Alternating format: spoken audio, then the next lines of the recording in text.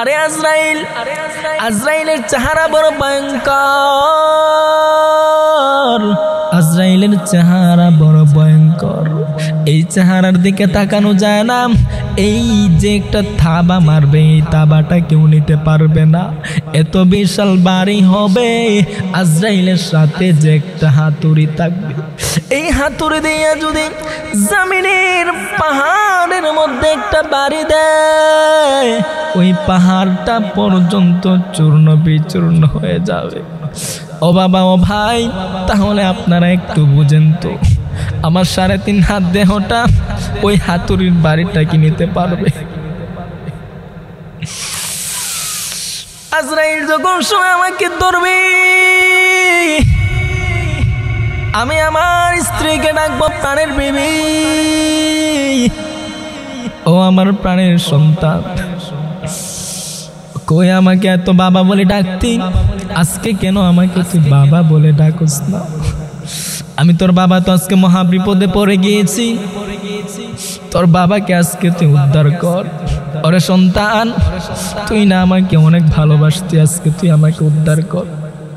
না না না, কেউ তোমাকে উদ্ধার করবে না।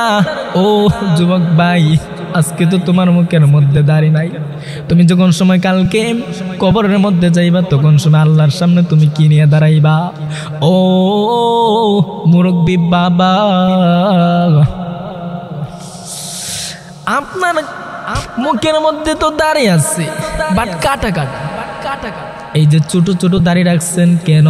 এখনো কি মরানোর কথা মনে হয় না? এখনো কি কবরের কথা মনে হয় না? ও যুবক ভাই, ও বাবারা, একবার চিন্তা করুন, একবার চিন্তা করুন। ধরেন আমি মরে গিয়েছি, আমার লাশটা ওই বারান্দার মধ্যে পড়ে আছে। যেহেতু দামি ফ্ল্যাট আমি বানাইছি, কোটি কোটি টাকা খরচ করে আমি এত সুন্দর বাড়ি বানাইলাম, আমার যে এত আরামের বিছানা ছিল, ওই বিছানার মধ্যে আমাকে রাখে নাই, আমাকে মাটির মধ্যে রেখে দিছে, তাও আমার বারান্দার মধ্যে আমাকে ওইখানে রেখে ফেলে দিয়েছে। যে ছেলেটা আমি বাসায় আসলে আমাকে জড়াইয়া ধরে আব্বু আব্বু আব্বু বলে জান দিত, ওই ছেলেটাও আজকে দূরে গিয়ে হালকা হালকা কান্না করতেছে, আমাকে ধরেছো না।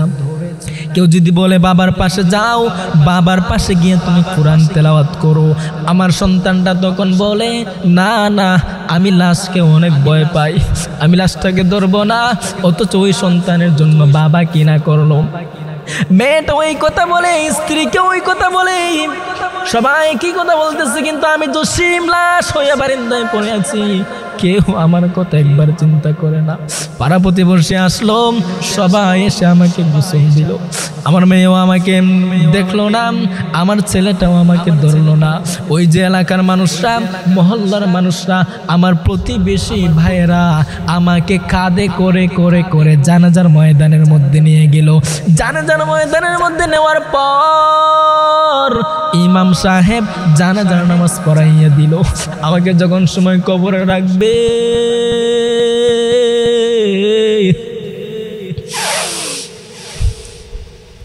ইমাম সাহেব বলে, ছেলে তুমি তোমার বাবার লাশটাকে নিজ হাতে কবরের মধ্যে নামাও। ছেলে বলে হুজুর, আমি লাশকে বড় ভয় পাই। আমাকে বললেন না, আপনারাই লাশটাকে কবরের মধ্যে নামিয়ে দিন। যেই ছেলেটার জন্য আমি এত কিছু করলাম, এত ভাবে আমি ছেলেটাকে ভালোবাসতাম, ওই ছেলেটা পর্যন্ত আজকে আমার লাশটাকে ধরলো না। এই 3.5 হাত মাটির নিচে আমাকে একা একা রেখে আসলো, কেউ আমার কথা চিন্তাও করলো না। 1 দিন 2 দিন হয়ে গেল, 3 দিনের মাথায় সবাই বলে যাবে, ও যুবক ভাই, ও বাবা, বয়স তো 60 হয়ে গিয়েছে, এখনো তো 1 পাও কবরে চলে গিয়েছে, তাহলে কেন মৃত্যু নিয়ে চিন্তা করবা না? তাহলে কেন নামাজ পড়বা না? তাহলে কেন কেন কেন তুমি আল্লাহ তাআলার ইবাদতের দিকে ধাবিত হইবা না।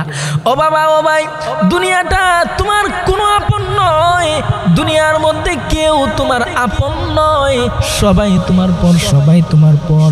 যারাই তোমাকে এখন আপন আপন বলে তোমার সব কিছু, তোমাকে অনেক মহাব্বত করে, তোমাকে ছাড়া ওদের চলে না। দেখবা যখন সময় আজকে তুমি মারা যাও, দেখবা ওই সমস্ত আপন ওয়ালা লোক একটাও তোমার সাথে যাবে না, একটাও যাবে না, একটাও যাবে না, কেবলমাত্র যাবে তোমার আমল নামা। এজন্যই আশরাফ আলী থানভী রাহমাতুল্লাহি আলাইহি উনার খানকার মধ্যে একজন ব্যক্তি গিয়েছে, খানকার মধ্যে গিয়ে বলেন ওনার কাছ থেকে তালিম নিয়ে এসেছে। থানভী হযরত ওই লোকটাকে একটা তালিম দিলেন।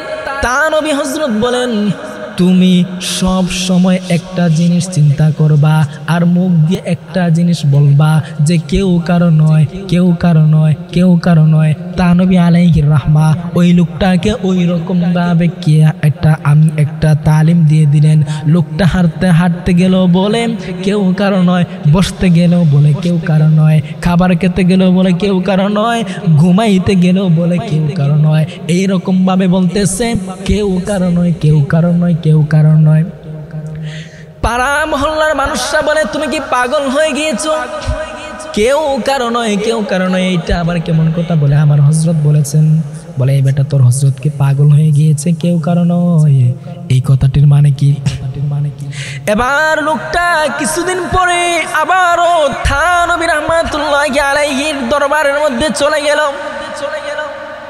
হযরতের দরবারের মধ্যে গিয়া হযরতকে বলে, হযরত সবাই আমাকে পাগল বলে, কেউ কারো নয়, কেউ কারো নয়, কেউ কারো নয়, এটা কেন আমি বলি? এবার হযরত বললেন, হ্যাঁ তোমাকে তো ওরা পাগল বলছে, তুমি এটা প্রমাণ করে দাও যে কেউ কারো নয় কথাটাই সঠিক। বলে হযরত কিভাবে আমি প্রমাণ করব? এবার থানভী রাহমাতুল্লাহি আলাইহি বললেন, তুমি মৃত্যুর অভিনয় করো, মৃত্যুর তুমি অভিনয় করো যে তুমি মরে গিয়েছো, তখন তুমি বুঝতে পারবা যে কেউ কারো নয়। এইটার ব্যাখ্যাটা কি? এবার লোকটা বাসায় আসলো, বাসায় এসে হঠাৎ করে মরে যাওয়ার একটা বাহানা ধরলো। বাসার মধ্যে এসে লোকটা মরে গেল। সবাই বাস্তবে ভেবে নিয়েছে যে লোকটা মরে গিয়েছে, সবাই কান্নাকাটি করতেছে, ছেলেটাও কান্না করে, তবে দূর থেকে, পাশে আসে না। আহলিয়া ওনার স্ত্রী কান্না করে আলাদা রুমে, সামনে আসে না। মেয়েও কান্না করে বাহিরের থেকে কাছে আসে না। সবাই দূর থেকে অনেক আফসোস করতেছে, বাট কেউ কাছে আসতেছে না। কিন্তু যে আশপাশের প্রতিবেশীগুলো ওনাকে আসতেছে, ওনার মুখে কাপড় দিতেছে, সব কিছু করতেছে, কিন্তু ওনার আপন ছেলে, আপন মেয়ে, স্ত্রী, সন্তান কেউ আসে না। এবার লোকটা মনে মনে চিন্তা করল, লোকটা এবার ভাবলো, হ্যাঁ হযরত তো ঠিকই বলেছেন, কেউ কারো নয়। এই কথাটার বাস্তব আজকে আমি প্রমাণ পেয়ে গেলাম যে কেউ কারো নয়, কেউ কারো নয়। লোকটা এবার ভাবলো, যেই ছেলে এবং মেয়ের জন্য, স্ত্রীর জন্য, সবার জন্য আমার জীবনটা দিয়ে দিলাম, তারা তো আজকে আমাকে কোনো স্মরণই করতেছে না, আমার কাছে আসে না, আমাকে অনেক ভয় পায়, আমার কাছ থেকে সবাই অনেক দূরে দূরে থাকতে চায়। এবার লোকটা বুঝে গেল, আরে বুঝবে না কেমনে? দুনিয়ার মধ্যে তো আপনি আমার কেউ আপন নয়। যাদেরকে আমরা আপন ভাবি তারা আমার কবরে যাবে না। আরে কবর তো কোনো সাধারণ ঘর না, সাপ বিচ্ছুওয়ালার ঘর। ওই ঘরের মধ্যে কি আপনি আমি থাকতে পারবো? যে জায়গার মধ্যে মুসলমানদের খলিফা হযরত ওসমান রাদিয়াল্লাহু তাআলা আনহু কবর দেখে ওসমান রাদিয়াল্লাহু তাআলা আনহু কান্দে। সাহাবায়ে কেরাম জিজ্ঞাসা করলেন, ওরে ওসমান তুমি কেন কান্না করো? ওসমান রাদিয়াল্লাহু তাআলা আনহু বলেন, আমি জাহান্নামের আলোচনা শুনে হয়তো কান্দি না, কবরের আলোচনা শুনে আমি যেই পরিমাণ কান্না করি। সাহাবায়ে কেরাম জিজ্ঞাসা করেন, উসমান তুমি কবর দেখে এত জোরে জোরে হাউমাউ করে কান্না করার কারণটা কি? উসমান রাদিয়াল্লাহু তাআলা আনহু বলেন, ও ভাই, কারণ কবর হলো ফুলসিরাতের প্রথম ঘাটি। এই ঘাটিটা যদি আমার সঠিক হয়ে যায়, এই ঘাটিটা যদি আমার সহজ হয়ে যায়, তাহলে আমি উসমানের সেই ফুলসিরাতের ঘাটিটা অনেক সহজ হয়ে যাবে। এজন্য আমার ভয় হয় এই উসমান রাদিয়াল্লাহু তাআলা আনহু যদি কান্না করতে পারেন, আপনি আমার আমল কতটুকু আছে, আমি তো আরো আমলের দিকে আমাদের অনেক ঘাটতি আছে। আমরা তো ঠিকমতো নামাজও পড়ি না, আমরা তো আল্লাহ রাসূলের সুন্নাহ ও আমরা সঠিকভাবে আমরা পালন করি না। উসমান রাদিয়াল্লাহু তাআলা আনহু জান্নাতের টিকিট প্রাপ্ত একজন সাহাবী ছিলেন। এই টিকিট প্রাপ্ত সাহাবী হওয়ার পরে উসমানের ভিতরে এত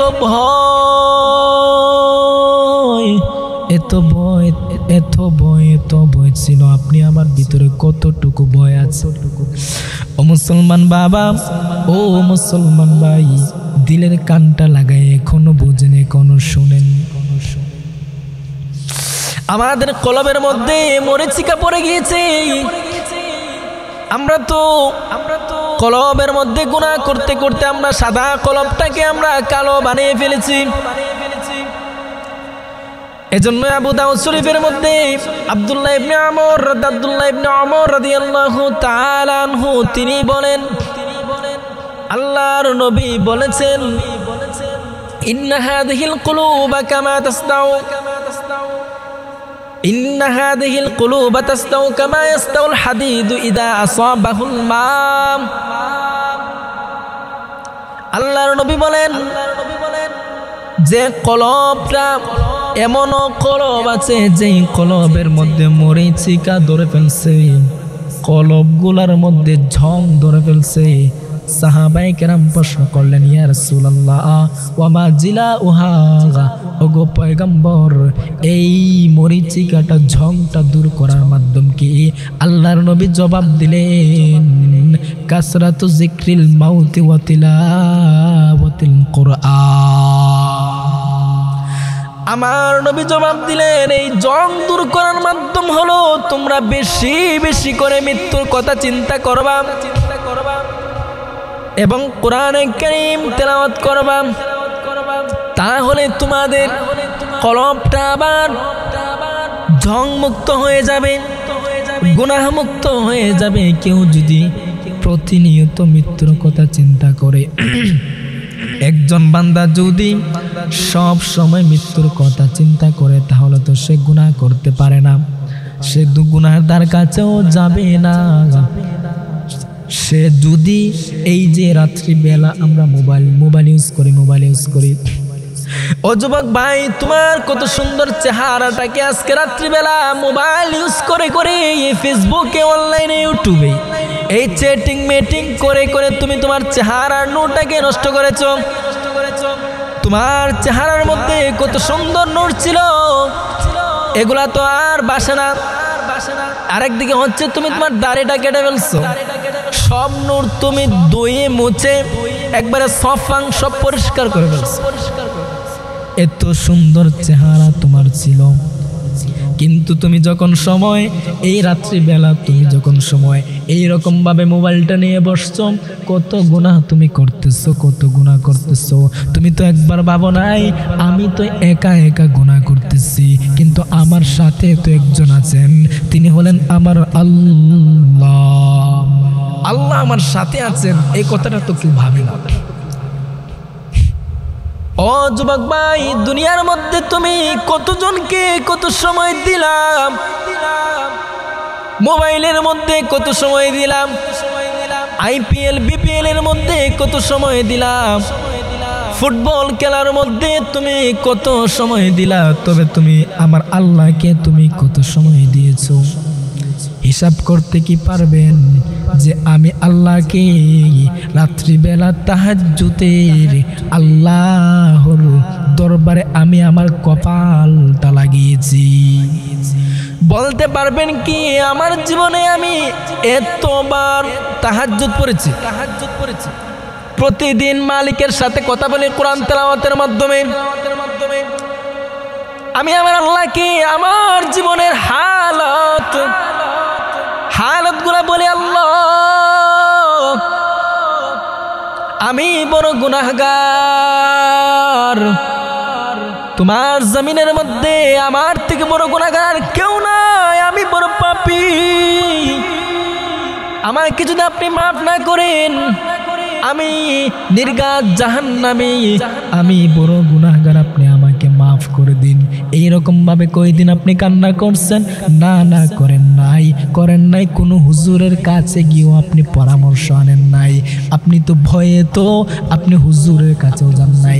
এই যে আপনাকে আমাকে মুয়াজ্জিন প্রতিদিন ডাকে, নামাজের জন্য ডাকে। মুয়াজ্জিন তো নিজের জন্য ডাকে না, মুয়াজ্জিন আপনাকে ডাকে আপনি নামাজ পড়বেন। আপনি নামাজ পড়লে আপনি জান্নাতে হবেন, আল্লাহর সাথে তাআল্লুক আল্লাহ হবে। সব কিছু হবে আল্লাহর জন্য, সব কিছু হবে আল্লাহর জন্য। আল্লাহকে যদি আপনি পেয়ে যান তো নামাজের মাধ্যমে পাবেন।